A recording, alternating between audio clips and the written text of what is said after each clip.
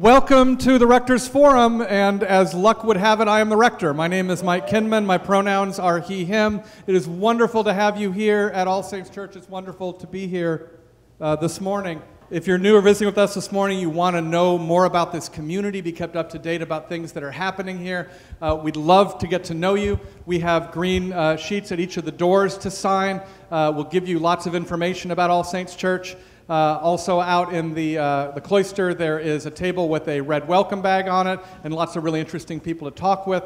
Let us know more about you, and it'll tell you more about All Saints Church. At all times, we put our faith into action at All Saints Church, and in fact, our forum today will be about a way that one person puts her faith into action in a way that I hope inspires us all. We also do that as a community, and every week we pick one action to focus on as a community. This week we're responding to the emerging of something that unfortunately just never seems to go away, and it is this idea of a gag rule, and it is back again. And what a gag rule is it is a law that prevents doctors from healthcare providers from talking to their patients about abortion, from letting them know about options that they have for their own medical care. I mean, it literally is standing between patients and their healthcare providers for giving them the option of care that they need. Planned Parenthood, as always, who is one of our amazing partners in ministry for a long time here at All Saints Church, is right in the middle of this battle. So what we're doing today is we're inviting everyone to come and sign a letter of support to Planned Parenthood.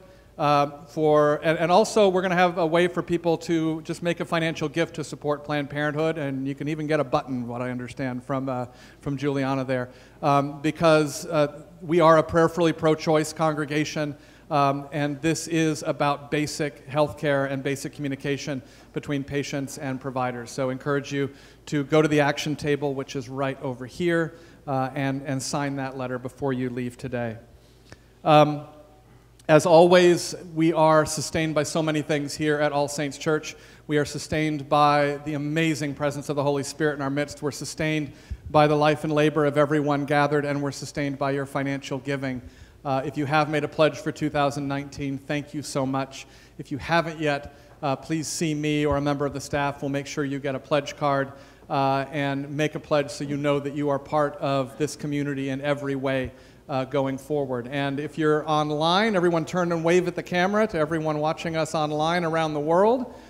Super easy for you. You just find that little donate button, press click. You can either make a gift right now, and you can also make a pledge for 2019 for the rest of the year. So thank you so much.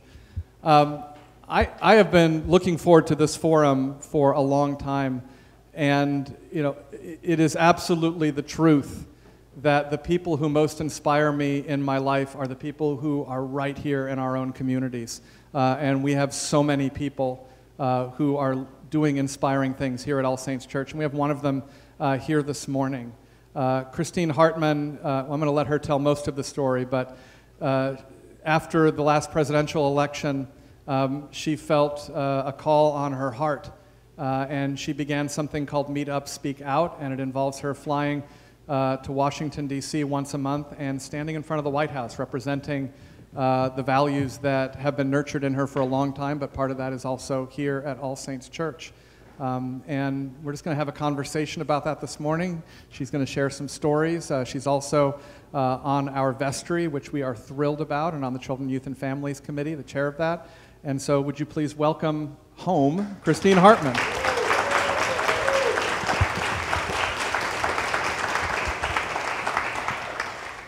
And so, Christine, just tell us the story.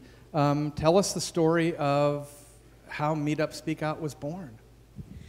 Well, as Mike mentioned, after the election, like many people, I was very upset about the results, and I found myself going day to day, like waking up almost thinking, why do I feel so awful today? And then realizing, oh, that's why. And waking up in the middle of the night crying, worrying about who's going to be, appointed to this cabinet position? What kind of policies are they going to enact? And at the very beginning, there was the travel ban. And I just found myself just worrying all the time. And I think as a parent, those worries were compounded. And so in March of 2017, I went to Washington for a separate matter just for business, and I walked by the White House. And I thought, surely somebody will be out there. And nobody was out there. And I thought, wow, that didn't take long to get normal. And I thought, this can't be normal.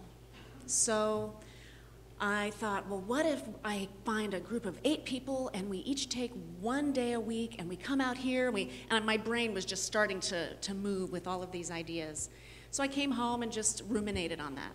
And then one night, I had a dream. And in my dream, I was in this building, this glass building, and a friend of mine tapped me on the shoulder and pointed outside. And I looked outside, and there was a mushroom cloud. And I thought, okay, he's done it. He's gotten us blown up. And my second thought was, when am I ever going to see my husband and my child again? And then my wonderful brain protected me and went into survival mode, and I turned to my friend and I said, okay, where are the emergency exits and where's the first aid kit? And then I woke up and I couldn't stop crying. I just sat on the couch at 4 in the morning and cried. And when that was done, I prayed. And when I was done with that, I got out a piece of paper and a pen and I just started writing about what are the different things I could do. And then I went to my spin class. And for some reason, that's where everything kind of is crystallized. And I came back from that and I said to Christian, my husband, I said, this is what I'm feeling called to do. I feel the need to be a presence, a consistent presence in Washington, D.C. once a month. And first of all, I wanted to sleep better. I wanted to sleep better at night, totally selfish. And I wanted to create an opportunity for other people to come out and be there and not have to wait for a big march, a big organized, okay, here's the Women's March, which are wonderful events. And I wanted people to have another reason in case they just felt like going. So that was the genesis of it. And a lot of praying, a lot of crying, and a lot of support. So we were talking just a second ago about your shirt, and it says "Love is brave," and I'd love it if you tell the story about where you got that shirt, and also just like you said, this is my armor. Can you talk about that and about fear and love and bravery? So this shirt, Love is Brave, I got it bravely.org. That's BRAVELY.org. From the wonderful, and they're not called, are they called Magdalene? They used to be Magdalene St. Louis, now they're called Bravely. Great, that's perfect. It's an organization in St. Louis that Mike is involved in, and I first heard of it from his comment about it. But they support women who are recovering from addiction and sex trafficking, and it's just an amazing organization. And I loved the message, and I thought, you know what? I feel like this is one of those things like, if you say it, then it will be true, because that first day, I was not feeling totally brave. I had never done this before, and so putting on that shirt saying Love is Brave, and it was bright red, so it's not like I could really fade into the background. I thought, even just wearing this might just make me feel brave. And I've worn it every single time I've been there, whether I have a long sleeve version. This is a new one, because the other one was getting a little ratty. And if it's not covered by lots of layers, depending on the weather, then this is another part of my message to everybody. And the first day, talking about fear, there have been kind of two kinds of fear that I've been dealing with over the last couple of years, because I'm going on, March will be my 22nd visit. And so the first fear was my own. And that was standing outside the White House alone and not knowing what was going to come my way. What kind of people was I going to see? And the first day, I got a few, get some of those. And some fist bumps and some high fives. And I do have to tell you, on my first day, that those fears really about just being out there really dissipated for two reasons. One, it was raining sideways, so my signs completely disintegrated. So then I had to kind of fold up my papers and just write something on the fly. And I got back from getting a cup of coffee, and there was this couple standing in the rain with these signs that said resist. And they were laminated. I thought, oh, I should have thought of that. But this couple it's the kind of people you see and you're like, I want to know them. And I went up to them and we started talking. Their names are Marion and Daniel Ingram. And they, right after the election, they were out there for 2 months every day, and then kind of had to have a lunchtime group who goes there. She is a Holocaust survivor and author, and has 2 books which were wonderful. One is called The Hands of War, where she talks about her time in Hamburg, and The Hands of Peace, where she talks about her time as a teacher in the South during the Civil Rights Movement. So they are committed, and she has seen firsthand what can happen when the government just does what they want and the people don't say anything. And so she is very committed to this, and they join me periodically as they can. And then the other thing was, I'm standing there, Elizabeth, where are you? I'm standing there in front of the White House by myself, and then I hear, hey, you go to my church. And I see Elizabeth Lashley Haynes, who's there with her daughter, and they were with a school group visiting that day. And I got a big hug that I needed at that moment. And so the fear of being out there, that first day, was dissipated pretty quickly, and it has become actually kind of fun. Like when I'm walking down Pennsylvania Avenue, I start feeling energized, you know? But also the fear of talking to people who don't agree with me. You know, that's something that I have really grown on, because it's anxiety producing. Some people love debates and people on the other side. I like listening to other people, but it's anxiety producing for me. So to be able to invite people in who I can see don't agree with me, or who look at my sign and go, you know, to be able to say, well, let's talk about that. I can see you don't agree with me. Let's talk. And to be able to attempt to have, you know, conversations like grown-ups about issues is, I think, really important, and has been, I think, part of where I've grown with inviting people in, and I think that's been part of the ministry piece for me. And then just seeing other people's fear. You know, there are people who are afraid, and they're afraid of, I think they're afraid of me in the sense of they have a fear of, not the First Amendment as a concept, but I think a fear of the First Amendment in action. And when it doesn't agree with their worldview. And so to be able to approach people who, however they react, whether it's a negative way or a spirited conversation, to be able to hold that with love has been a really big journey for me too. And I think, again, going back to that ministry piece, it's been part of the ministry piece. Yeah, and sort of to push on that a little bit, you know, you're really clear that this isn't about you, and your shirt doesn't say Christine is brave, although I think Christine is brave. It says love is brave. And what we're seeing at this moment in our history is what is coming to the surface, and in many ways sort of like accelerants and kerosene are being thrown on it, is anger. And what we know about anger is it's a secondary emotion, and when you get below it, there is fear and there is pain. And so what have you learned about love? What have you learned? What are you learning? Not what have you learned. What are you learning about what it means to try to be love in the midst of anger, fear, and pain? One of the things I'm learning is that people are seeking it. They're searching for it.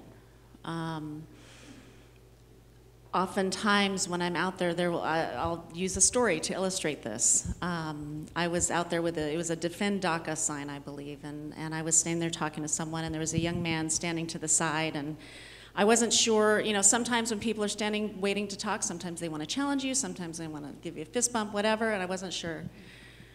So he came up to me and he said, I just was with a client at a meeting at the White House, and I feel like I need to take a shower. Can we talk? And so we just talked for even just a few minutes. We took a photo together, and we both ended that conversation with an extra spring in our step. And he needed that, I don't know what to call it, an absolution, a cleansing talk about, after that. And so, and that same day, actually, a teacher came up to me and said, I have some Dreamer students, and they're really scared right now. Can I take my picture with you in front of the White House? I'm going to print it out on my bulletin board so that they can see that somebody cares.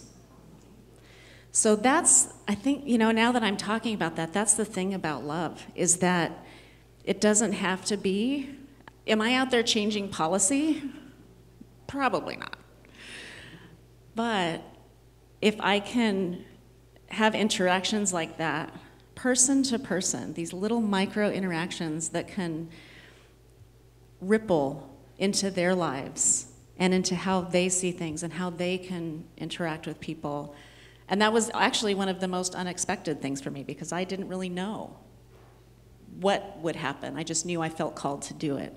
And the most incredible thing, I've called it unexpected hope, is these little moments with people from all over the country and all over the world who are looking for somebody to talk to, or somebody to share opinions with, and to do it there in front of the White House feels significant for a lot of people.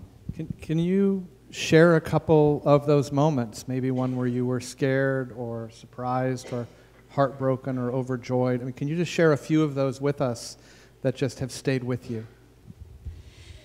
The first one that comes to mind is that, I'm going to scroll through a couple pictures here. Well, actually, I'll tell you about these two ladies, Jean and Maxine. I just met them in front of the White House. Jean is from New Jersey, and Maxine is from the local area. And I just met them by happenstance, and now they join me quite often. They keep track of my dates, and they come join me. So that's been really wonderful. And this is Big Dave. He's going around the country giving hugs and high fives. And so I think he's almost at all 50 states. If you're interested, you can find him on Facebook. That's my daughter who came with me, and I will tell you a story about that. In fact, I'll tell you this story right now, because this was, I think, all of those adjectives you just used.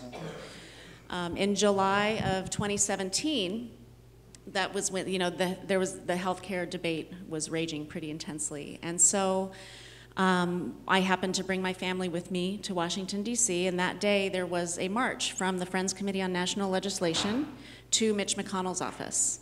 And we decided to participate. And this march was led by the executive director of FCNL. Reverend Tracy Blackman was there. Reverend William Barber was there. And there were rabbis, there was an imam. I mean, this was truly an interfaith effort. And so before we left on the march, we were standing there, and some people who were choosing to engage in civil disobedience were being trained. And somebody drove by and said, and yelled out the window, "Get an expletive job."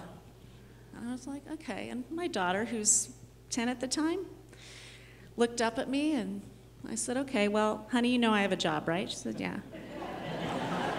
Cool, that's why we can eat and stuff, Dad has a job, And we're doing a different job today. We're doing our job today of being citizens of this country. And we marched, and we stood outside of Mitch McConnell's office, and we watched these amazing faith leaders put their faith into action. One of them left a Bible for him because she wasn't sure if he'd been reading that, and got to hear, Reverend Blackman talk and Reverend Barber talk, and when they made the announcement to clear the way, the first announcement, we cleared the area because we were choosing to not get arrested that day, but we supported them and prayed down farther in the hallway, and we watched some very committed people be taken into custody. And it was, I think, not just a civics lesson for my daughter, but an example of what people are willing to do for what's right. And here's the group outside of McConnell's office. Yes.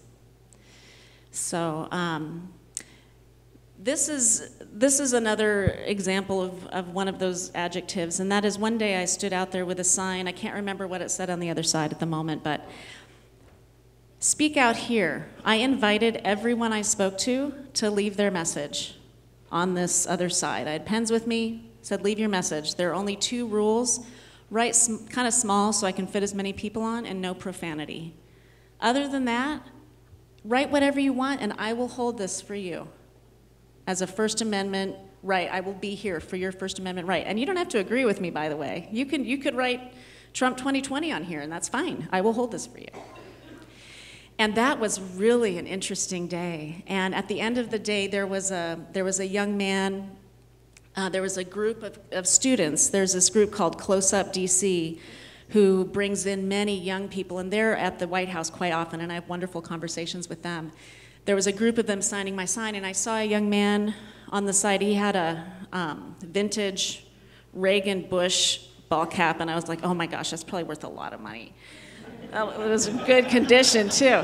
But he was wearing a Trump t-shirt, and he was kind of hanging back, and I invited him over, and I asked him, would you sign this? You're more than welcome to.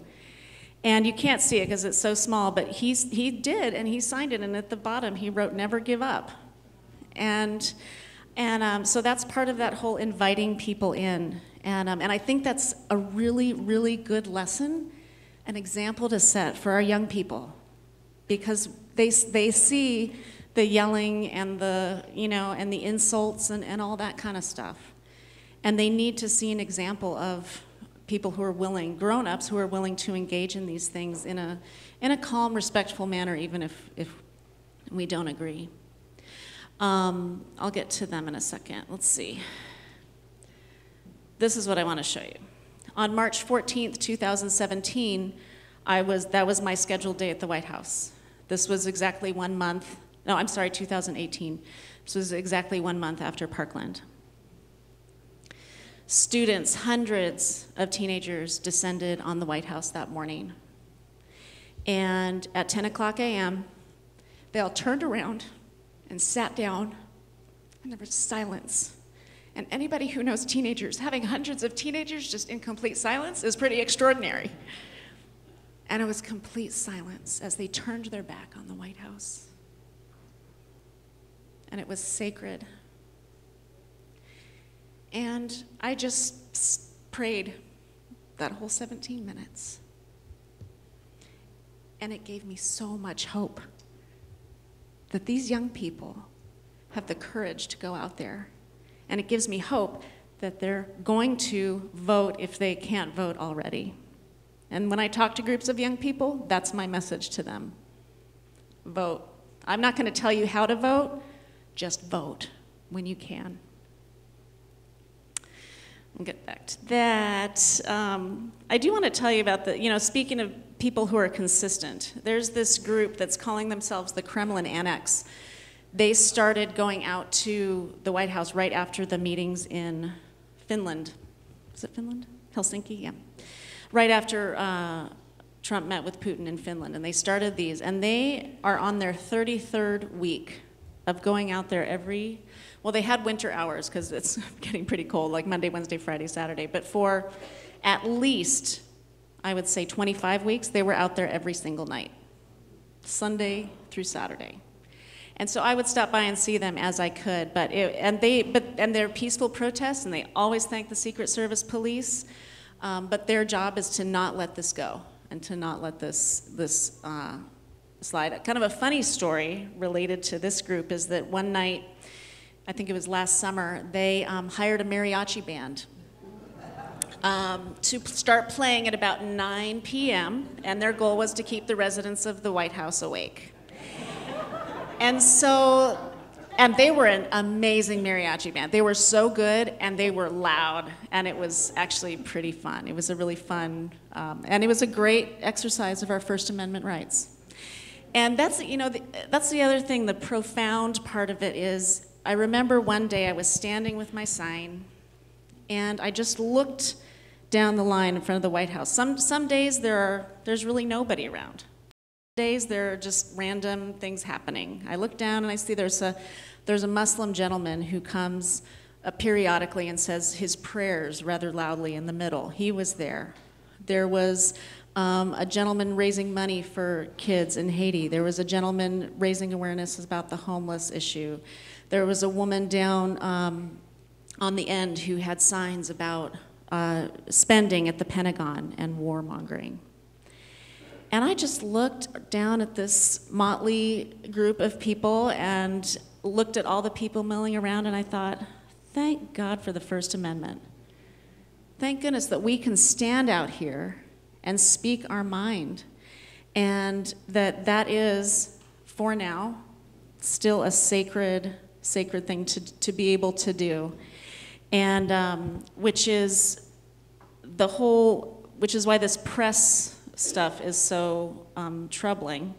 When I was there in February, the Committee to Protect Journalists was giving a press conference because the following day, the White House was under a request from the Senate to provide a report of what they were going to do about Jamal Khashoggi's killing. They weren't really expecting them to submit a report, nor did they, but they were calling for it here, and these journalists were advocating for that. And that's one of the interesting things about just actually being there, is to just happen upon these moments. I had no idea that was taking place. Great. The end of one day, a youth choir who had been in town started singing America the Beautiful in front of the White House. It's like, wow. And so to end, Sojourner magazine did a Reclaiming Jesus event at the City National Cathedral that featured Michael Curry. And so that's kind of another interesting thing about being there, the coincidences of what else is happening. My signs in February were about the children who are still separated from their parents.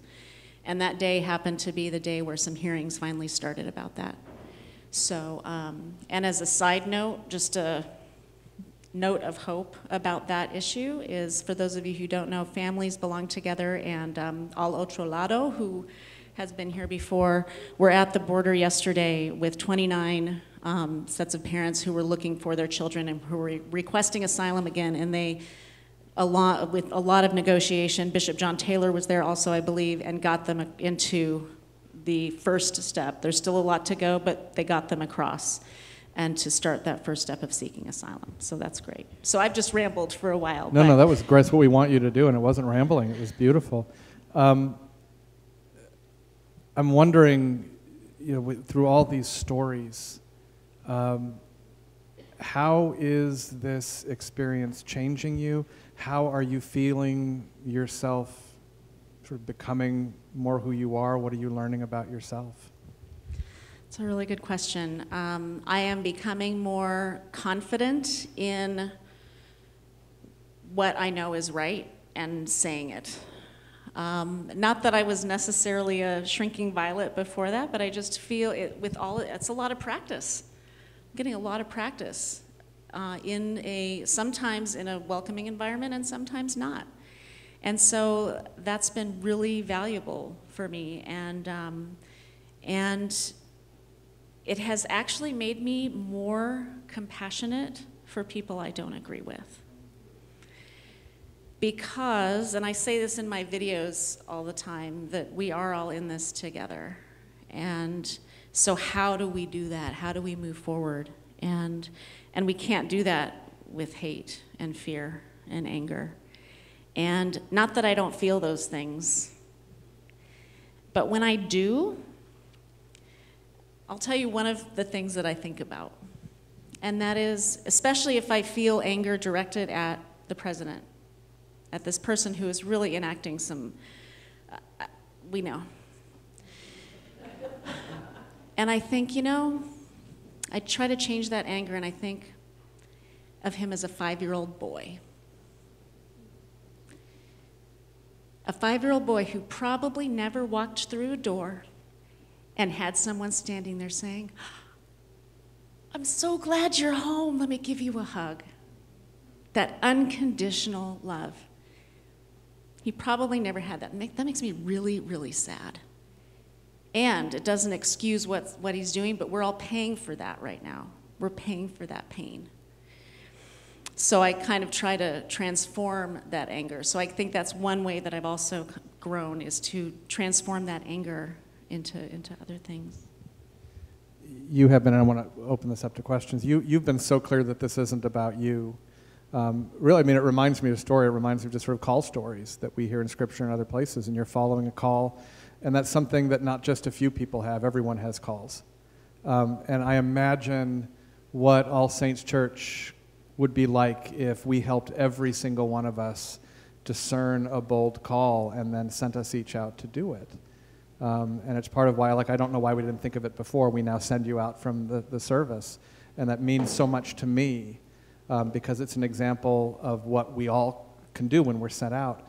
What do you have to say to each of us who might be having a weird idea in our head of maybe I'm called to live out my faith in this way and do something bold and loving?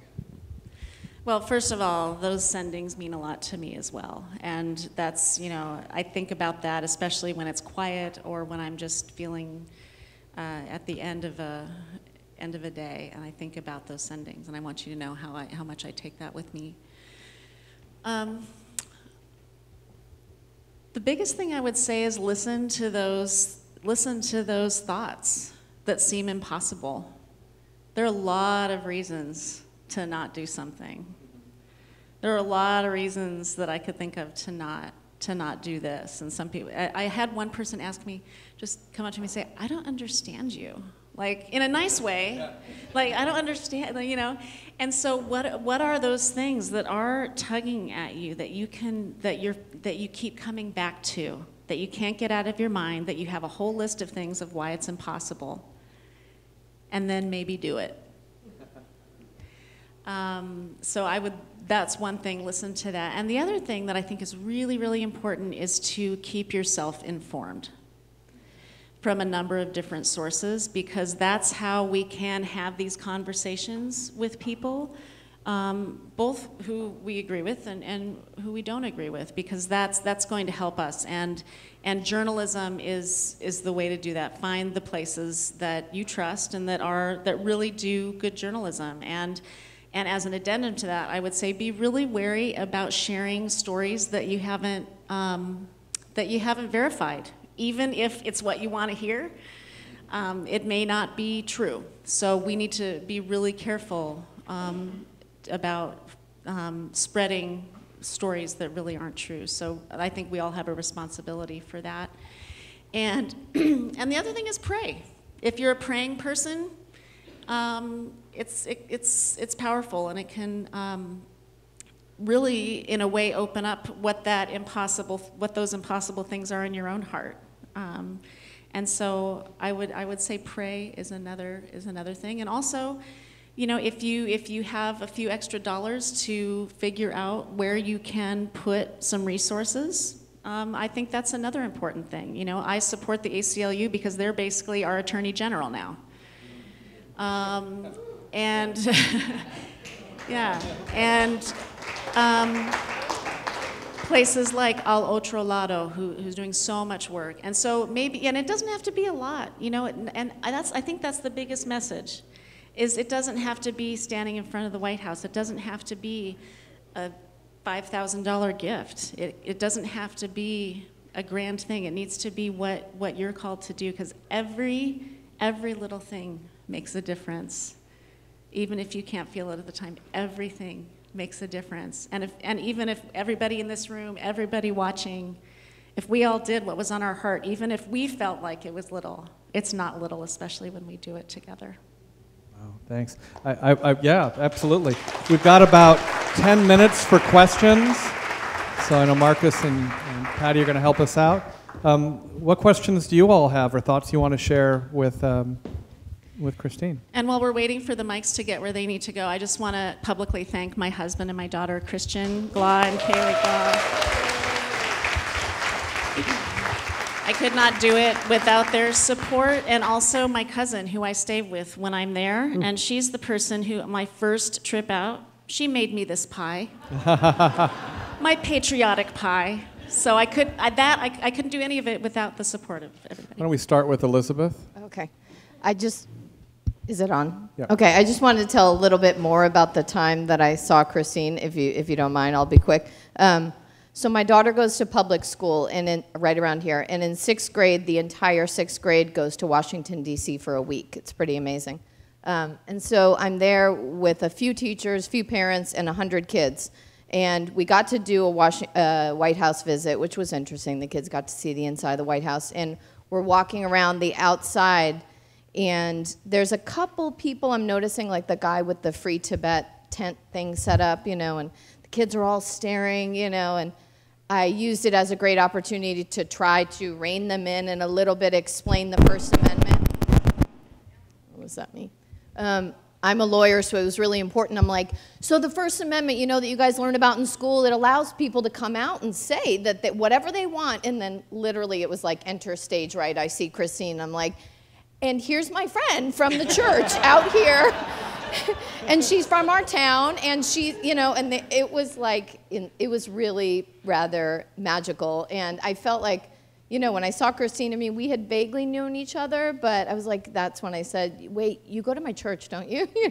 She's like, which church? I'm like, All Saints, and it was, and we hugged, and I felt like when I saw Christine, I felt like there was a look on your face like you needed to see people, kids, everyone at that moment, and I felt like the kids needed to see Christine and really be able to understand, like, this is truly what the First Amendment means, that they had maybe read about and vaguely thought about in school. It was like, I was able to say to them, you can travel from California and stand out in front of the White House and speak your mind, and they actually saw it, So it was pretty magical.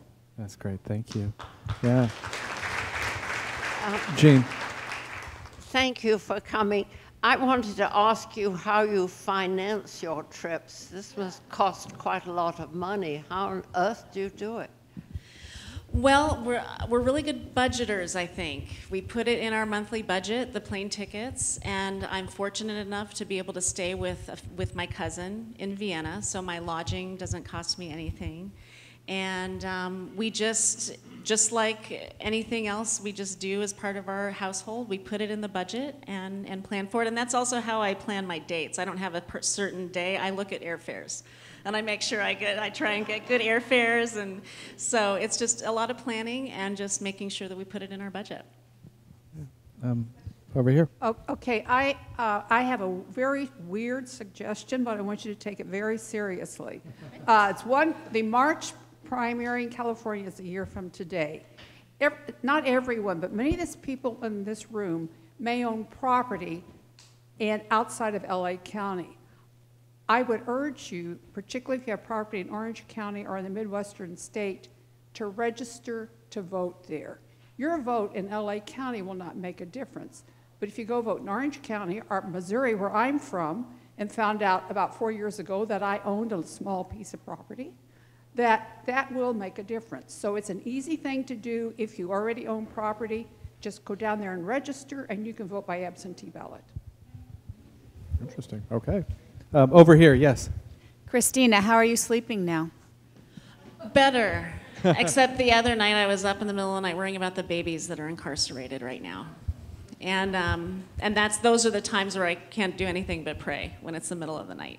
But it has helped me personally, because then I feel like, okay, when I feel down, this is what I'm doing. And then I can start thinking about my signs for the next time. Yeah. Other questions? Before the next question goes, I have a lot of frequent flyer miles. I'll be happy to donate some for you. Oh, yeah. Thanks. Julianne.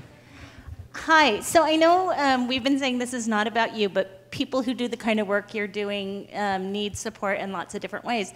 So my question to you is, what is the challenge that you find yourself struggling with, and how can we be lifting you up, whether that's in prayer or other ways?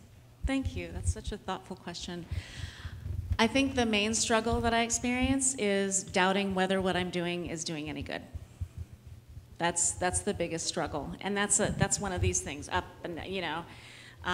Especially if there's a long period of time between visits, then I start feeling, oh, is this really helping, and then I get there and I have these conversations, and I think, oh my gosh, this is the greatest thing in the world, you know.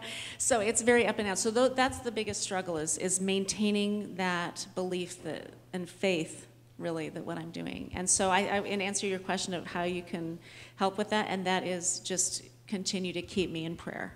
That's really, and those blessings, like, I'm not kidding, at 3 p.m.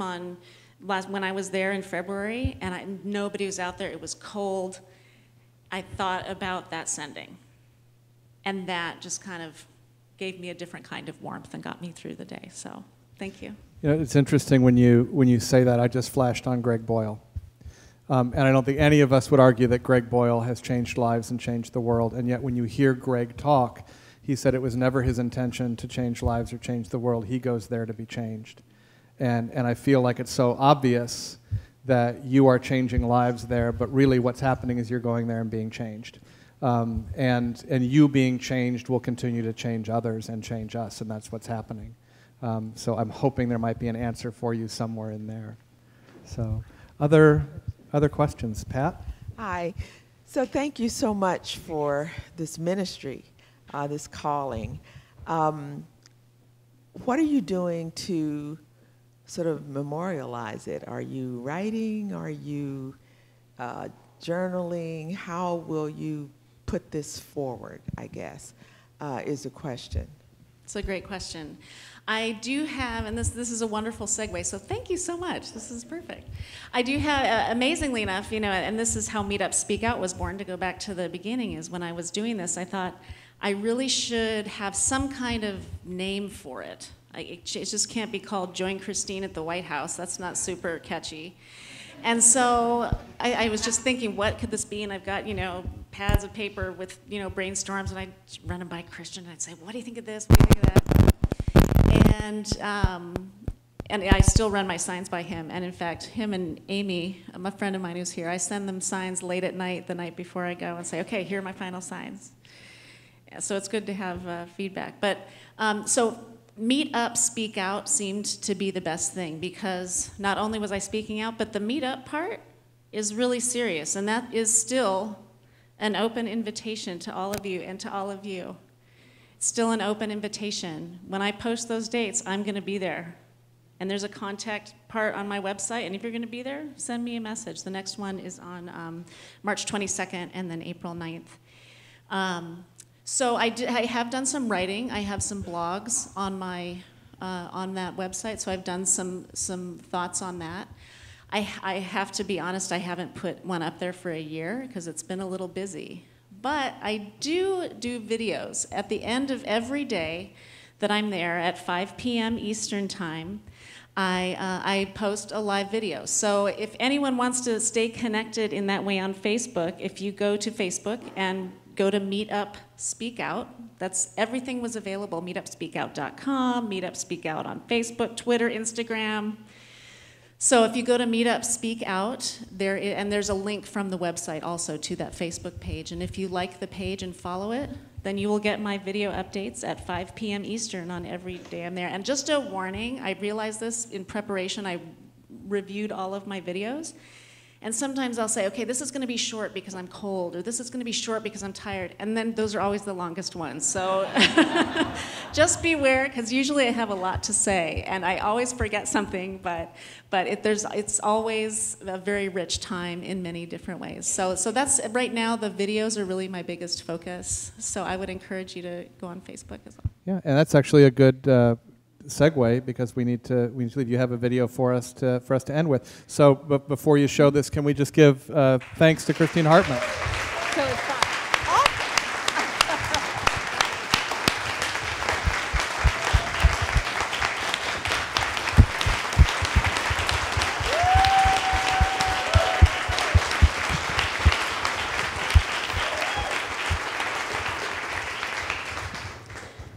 Thank you so much. And this is just to close. This is a little just a segment. Don't worry, it's not one of the long ones. Just a quick segment of just to give you a taste of, at the end of the day, how I share my experience. And I think what's on this particular clip sums up a lot of how I feel about this whole thing. And then, so the other message too is that we've talked to a lot of young people. Young people are starting at American University, George Washington University, and they're coming to us and thanking us for being here. And we say we're doing it for the next generation. I'm doing this for my daughter. Maxine's doing this for her daughter and her granddaughter. And I know everybody who does anything, because again, you don't have to stand in front of the White House to make a difference. If you do anything, you're impacting our next generation. And that includes people I don't agree with too. Their kids deserve to live in a world that is just and that has resources for all and that preserves our planet. So this is for everybody, not just people who we agree with. And that's hard sometimes, but it's important because love is love. Yeah.